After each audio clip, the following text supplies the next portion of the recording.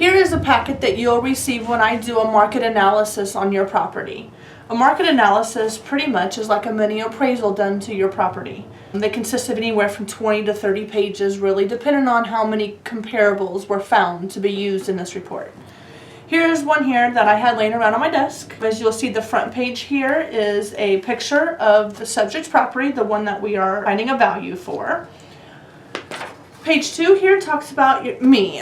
This is an agent resume that I put on here to show you about who I am, how I market my properties.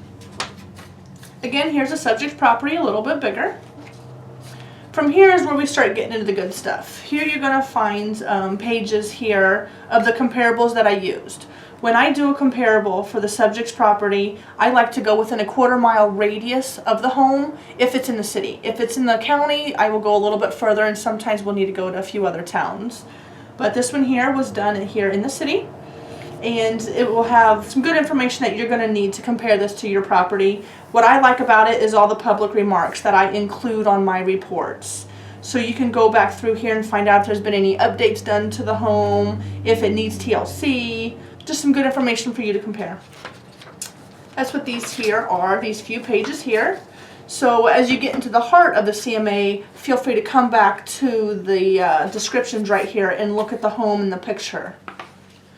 Here's a breakdown of all the comparables that we use. The first section here is all the actives. This particular report, I've included basement square feet, actual living square feet, ground floor and higher, the asking price, days on market. Down here is the sold section. These are all the properties that have sold. When I do my comps, I like to go back 6 months at a minimum. That's what an average appraiser will also go back and do. If I don't find too many sold comps that I feel is a good indication to help you determine the market value of your home, I may reach out and go back to a year. Solds right here are, again, basement square feet, living square feet, asking price, the sold price, the days on market. Really good information that you're going to need to help determine the value of your home. Then you're going to find graphs. These are all the active properties in the price range. So you can kind of see that we're in the same ballpark here for all the active homes that are on the market within a quarter-mile radius of your address. These here include all the sold properties. These are the sold. You can see the listing price and then the sold price on a graph to give you an idea, maybe visually, a percentage-wise on the reduction that the seller had to take in order to sell their home. And it also breaks it down here, average days on market for all these comps here. This one here is the lowest price of all the comps, the highest price of all the comps used. So the last graph here would be where the computer is suggesting a marketing price for your home then. It breaks it all down in prices at the bottom for you. So then here it's going to see a suggested list price for this particular property. One of the last pages here, this is a map of all the comps that were used.